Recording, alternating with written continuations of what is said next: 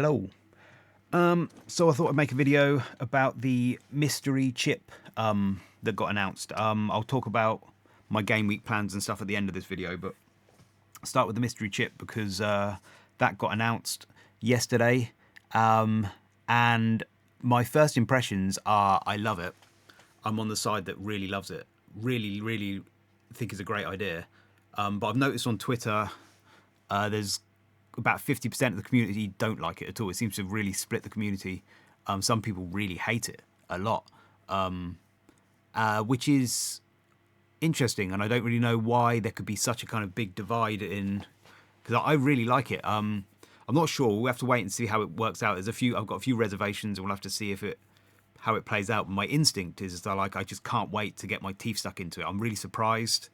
I'm really yeah, it's good. It's good to get my teeth stuck into. But why people don't like it though? I mean, it's this game is, I think, is very. We're all very protective over it. We love this game. It's all very dear to us, and I think for some people, maybe they're very cautious of changes, especially maybe content creators. They may feel a little bit like they're almost caretakers, custodians. Is that the word of the game? And so they're more protective than others. But so maybe it's coming from that. Maybe some people just aren't very good with change. I don't know, but maybe there's some of the complaints that people have will be legitimate, and we'll see how it all plays out. I'm always a bit weird like this, so I love a bit of chaos. It's weird because in my own life I hate change, but in FPL I love chaos. I love FPL challenge. I love when the servers crash. I love the budget hacks in the World Cup stuff. I love all of that kind of stuff. And so this is kind of like really excited me. Yeah, it surprised me when they first announced it. At first I thought it was some sort of AI bot or something, their assistant manager. Then they explained it, and I thought, okay, it was a little bit complicated. I agree, there was a few little nuts and bolts I had to get my head around. But then once it sunk in, it really kind of like gripped me, and I thought this is brilliant. Like I thought it was a really good idea because, like I was anticipating and expecting to be let down because we had this whole hype of the mystery chip. This mystery chip thing, and I was expecting it's just going to be a limitless or a 12th man. It's going to be boring, and it's all going to be a bit of a letdown. But this is interesting. It's a lot to get your teeth stuck into. I like the way it's integrated into the game. It's not just like a slap-on gimmick. It involves your transfers, potentially involves your budget, the free per game, free per player rule. It involves all of that. You've got to look at the fixtures. It involves your other chips. You've got to figure out where to use it, best optimal place and stuff like that, double game weeks. I really love it. It's going to have all the same elements as your normal transfers with like EO punts and stuff. The swords and the shields, that you can have these high risk punts that will be low EO, or you go safe, and all that kind of element to it. So I like it a lot, and I really like that question of, do you punt or not? Do you go safe, or do you risk it and try and get a big win from a lower table team to a higher table team? That's a really interesting question. My first instinct was I was just going to play it safe because I'm doing quite well rank-wise, so I just want to use it as a shield and play safe. But I think it could be very tempting to there might be an opportunity for just five places between two teams. It might just pop up, and you got the lower ranked teams playing at home. You might just fancy it, or using it at the end at 36 to 38. I've noticed some people have said that, and that's a really good idea. When you've got relegated teams playing teams on the beach mid-table and stuff, that could be a really nice time to use it. But of course, we've got a bench boost in 36, so got to figure out all the nuts and bolts of it. But my first instinct was I loved it. But a lot of people don't like it. I wanted to just go through maybe some of the complaints. So one of them is that it's too complicated. I'm not sure it's that complicated. I think there are levels of complications to it. From a very superficial point of view, if I had a kid that I was trying to explain it to, I'd just say, just pick a manager for 3 game weeks and get some points. It's just, that's it. Pick a manager, get some points if they win, and that's it. A little bit more complicated, you could say, if you want, you can take a punt. If you're explaining to a teenager, you can take a punt on a manager who's a lower ranked manager, and if there's 5 places between them and they get a win, you can get bonus points and stuff like that. You can explain it to that. And then you can go a bit deeper and you start looking at the fixtures and all this kind of stuff, right down to kind of looking really at the data and the odds, and really trying to optimize where the best time to use it is. And that levels of engagement idea, I just feel like the best games, I'm wondering, the best games seem to be games that have like levels of simplicity and complexity, so that beginners can just play and it's easy. And I don't think it's that complicated for beginners. Just pick a manager for 3 game weeks and that's it. So beginners can just play, but then there are these levels of complexity that reward deeper engagement if you want to go down. Just like playing piano or something, you know, a beginner can play and get joy out of it, but you can also get deeper and deeper into it and get joy out of it as well. Same with football. You know, football, kids can play it, but then you can get more and more. It's skill ceiling, I think it's called, isn't it? It's got a high skill ceiling. So I like that. And another complaint is, and the other thing with being complicated is that FPL itself is already quite complicated. If you try to explain price changes to people, it's that's quite a complicated thing. If that was a new thing they added on tomorrow, that would be a head scratcher for people. But it's still got 11 managers seem to figure it out and play it. So I don't think it's that complicated. I don't think it's that complicated. Another thing I've heard 2 complaints. One is that it's going to introduce more luck and variance into the game, but then as a contradictory complaint, which is that it's going to unfairly advantage engaged managers. This is something that engaged managers are going to like a lot, and I don't actually know the answer to that. What's going to happen with this? Is it going to introduce more luck and variance, or is it going to advantage engaged managers more? Because I don't really know. I think it would advantage engaged managers personally, but I mean, even though there's a lot of luck, there still could be luck. There still could be a lot of variance. The amount of luck and variance is not that any more than we already get in the game with the players. I think with the players that you're picking, you already get variance, and there's data and there's odds, and you can kind of try to predict that. But there's already a lot of variance in the game. It's going to be the same kind of variance, you would think, in this element. But there is a lot of ways for engaged managers to really fine tune this and get that extra edge. So that's good. And I kind of feel like the best games are a combination. You don't want too much luck, but you don't want too much reward for engagement either. It seems to be a balance between these things. You need to have a bit of luck, but you also need to have reward for further engagement. And so I think that's a good thing. And I've heard some people say that this is going to put off casuals. You know, if you want to have greater engagement, there's an idea. If you want to have greater engagement, you need to make the game simple so that casuals can play it. I'm not sure that's true. I'm not sure. I feel like it needs to have, and this is why another reason why I like this chip. It seems to have a combination of simplicity and complexity. Well, from a simple point of view, you just pick a manager for 3 game weeks, get some points. You don't have to overthink it. But there's also all these levels of complexity, and what engages people in FPL? What is going to bring people in? And I don't know if it's necessarily simplicity, because that's just boring. It's like, for me personally, I used to play as a casual, and the last few years I'm getting more and more engaged. And for me, it's because FPL is so interesting, and there's this sense that my greater engagement will be rewarded. And I've always loved this phrase of, I always find FPL to be like tantalizingly solvable. That's how it always feels to me. It's like tantalizingly solvable. And so there's that thing that draws me in, and this chip has got all of that feeling, that same feeling of like, I can't wait to get my teeth into it and to just figure out, see if I can find the optimal way and get an advantage out of it. It's tantalizingly solvable, and that kind of draws you in.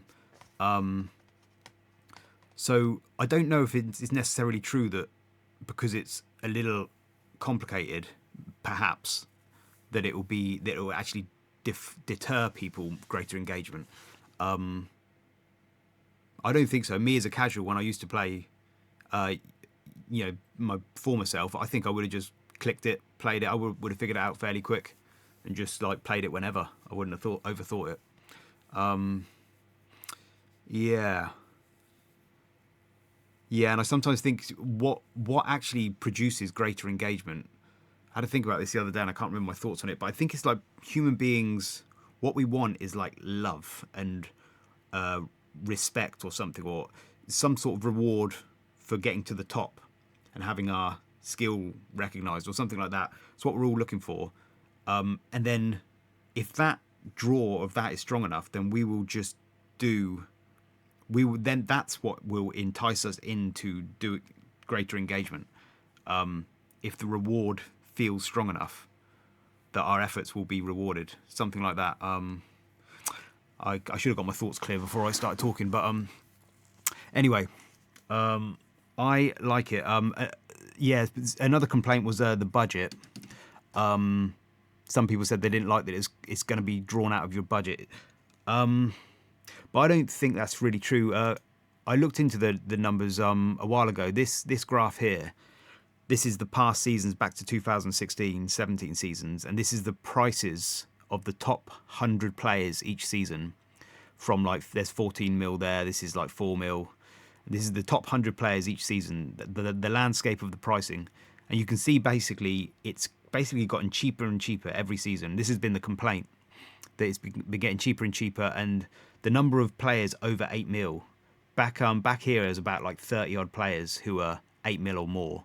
Back in 2016-17, and then the last season it was only like 9 players who were priced over 8 mil. So it was getting cheaper and cheaper, which was making the game more and more template and more boring. And this was the complaint. And then this season, people have complemented the game because they put the prices up, which has made it harder to get everybody, less template, and that was a big thing. But if you look at it, this is only halfway through the season, but that's all they've done. So that little.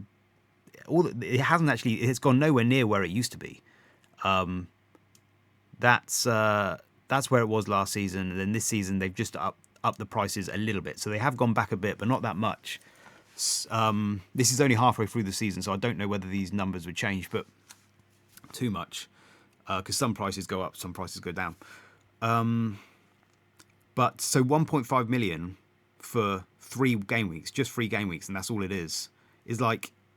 Surely that's a good thing. It's just going to make the game even less template and cause us to make more choices, and to figure out, all it really means is you downgrade a 6 mil defender to a 4.5 for 3 game weeks or something.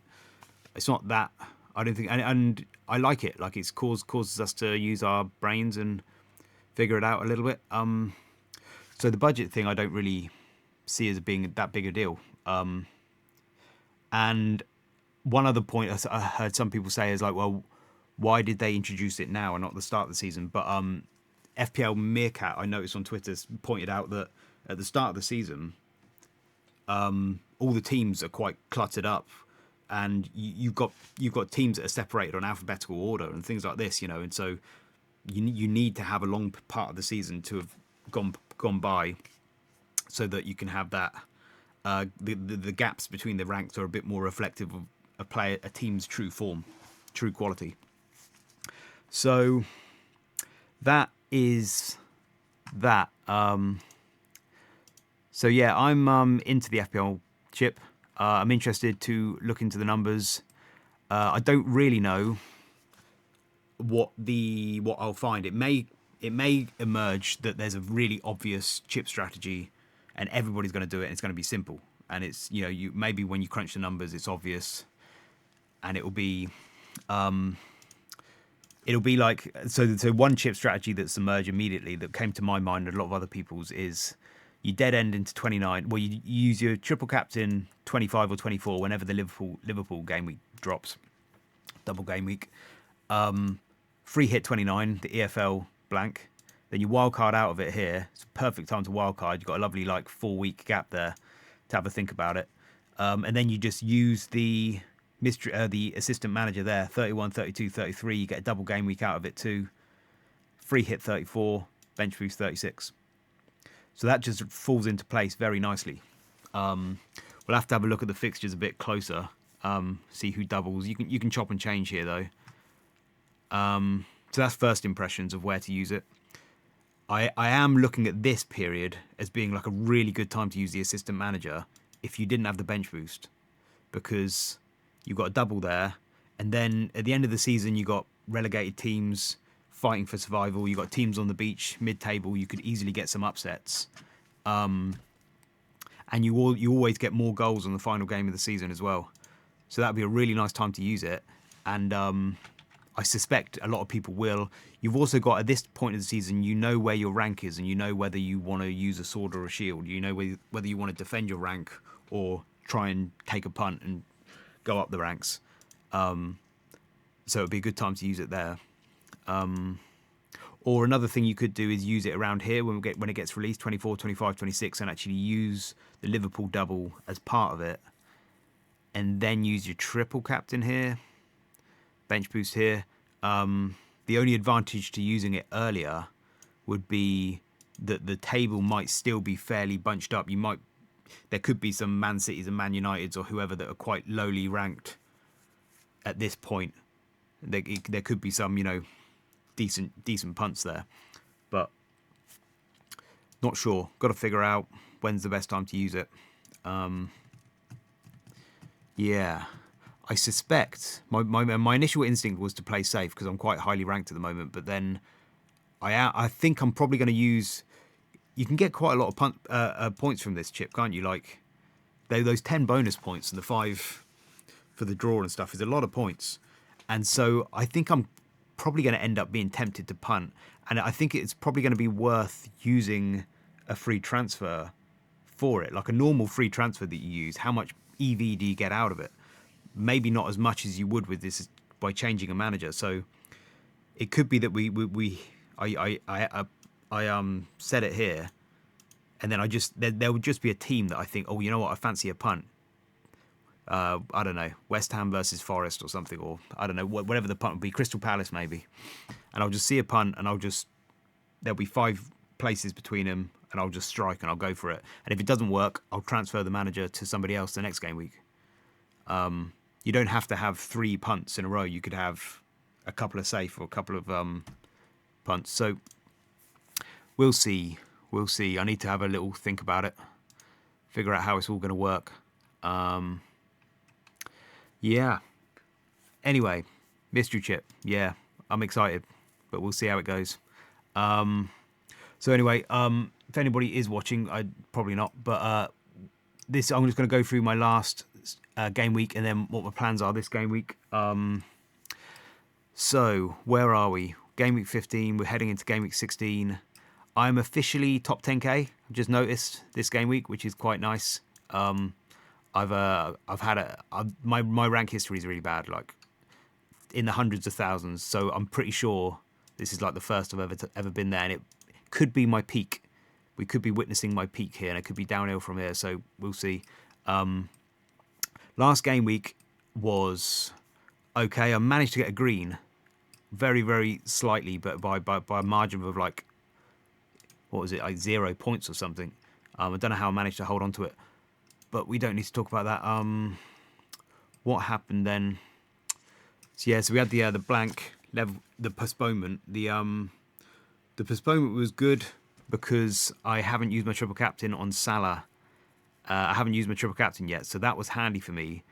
But it was bad because I probably wouldn't have done Raul Jimenez to Pedro, although I would have benched Raul Jimenez. But I decided on the morning that I was going to just roll. I didn't really want to bring Pedro in. I was going to keep Raul Jimenez and just bench him because I wanted to play Wood. So this forced my hand, and I had to do Raul Jimenez to Pedro, and that cost me a few points. And then there's the Mbombo to Gordon punt, which I don't regret. I don't think I regret. Mbombo to Gordon, it obviously cost me points. I don't think I regret it because you have to. You can't be patient for the whole game week. For the whole game, with certain players, there's a certain cutting off point. You can't just stick with a player forever. I've seen people do this with like Fernandez and stuff, and they just stick with a player for ages and ages, and they just blank, blank, blank. You got to have a cutting off point somewhere. And Bomo had like 5 blanks or almost 5 blanks and 1 shot in 5 games and all this kind of business. So for me, it was like bite the bullet time to go. It backfired, but that's fine. It's always a risk. It was a bit of a sideways transfer, but that's always the risk. Wasn't expecting Gordon to get benched. Eddie, apparently there was a quote that Eddie Howe said about him being fatigued, but I don't think that, even if I'd read that, I don't think it would have changed my mind, because Eddie Howe lies all the time. I would have probably suspected, if I'd heard that it means he's definitely playing next game week, something like that. So I don't know. There may have been some other information out there, but so yeah, it's just bad luck, I think. And I'm quite happy to have Gordon going forward. I think so. I mean, I could have, if I had have rolled, maybe it would have given me more information, more time to think. Don't know. But anyway, I'm happy enough for now. Yep, Lewis and Wood came through, got the green. Next game week then. Game week 16, 2 free transfers, 0.5 in the bank. What am I doing? So the team, I'm probably going to roll. I'm going to try to roll. You got Gabriel is the problem. We need to find out if he's going to play or not. It looks like Timber's probably going to be all right. Trent should be all right. So it's just Gabriel, but I haven't got a bench really. Got Lewis is suspended. I've got Mikalenko against Arsenal, which I don't want to play. So at the moment, I'm thinking I'm just going to play Gabriel and hope. I'm just going to play him and hope, which is, I don't know, maybe a bit foolish. I just got a sneaky feeling he's just going to play, but I don't know. And then if he doesn't, Mikalenko will come on, which is not ideal, but you never know. Rather than make a transfer, because I presume he'll be back afterwards and I'll have a bit more of a bench. Well, Lewis against Aston Villa, maybe. I'm kind of thinking that I could do Gabriel to somebody, but I'm not sure yet. I'll have to think about that. But at the moment, I think I'm just going to play him, but we'll see. And then what else we got? I'm going to go game week 16. It'll be Salah cap, because I think I've decided to play relatively safe, because I'm not doing too bad rank wise. I'm starting to think of that question, like, do I play safe or do I keep taking bets and try and get even higher, get to the top 1k, top 100 and all this kind of business? And I think I've decided that my playing style is already a bit punty, like going from Cunha to Evan Nilsson and Bomo to Gordon. If I wanted to play high EO, I would have just kept Bomo, even though I didn't want to. I would have just kept Cunha, even though I didn't want to. That would have been playing the EO game, and I'm never going to do stuff like that. I'm always going to take punts and things like that. So wherever I have a 50-50, I think I'm going to lean towards the high EO punt, because it's just to counteract my. I think I have a. I feel fairly template, but I think I have a bit of a nature to punt sometimes more than I probably should. So, yeah. So I think I'm gonna play it safe with Salah cap. I'm gonna assume he's gonna be the highest EO. That's what I'm thinking. Yep. And then the other big question is Isaac. Can I get Isaac in my team? And I think I've decided that I can't. Basically, if I was going to wildcard tomorrow, I would probably, the best structure would be to have 2 cheap forwards and Isaac, because pretty soon Cunha and Strand Larsen and probably Wisser as well are going to be non-options. And so we're only really going to have 4 cheap options, I think. João Pedro, Evan Nilsson, Wood and Raul Jimenez. I may have missed some. I took some things out. I don't know if I've got it ready here, but I think that's basically the gist of the cheap forwards. Vardy, Delap, they're not really options in my mind. So 3 spots for 4 players is a bit risky, and I probably would rather have Isaac in there and 1 mid-price forward. But in order to get that, if I was wildcarding today, I'd probably sacrifice one of my defenders. So I could just do Gabriel down to like a cheap 4 mil or something like that, and then just bring in Isaac. But my own team value, I don't think I have quite enough money to do that.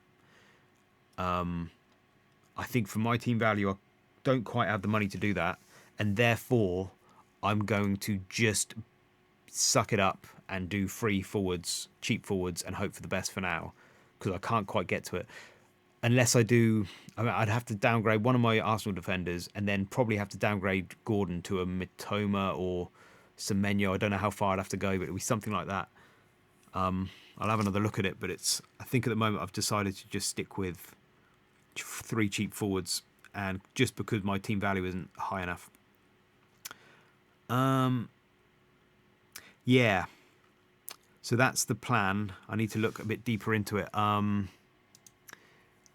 Yeah, I feel like I want to stop talking now.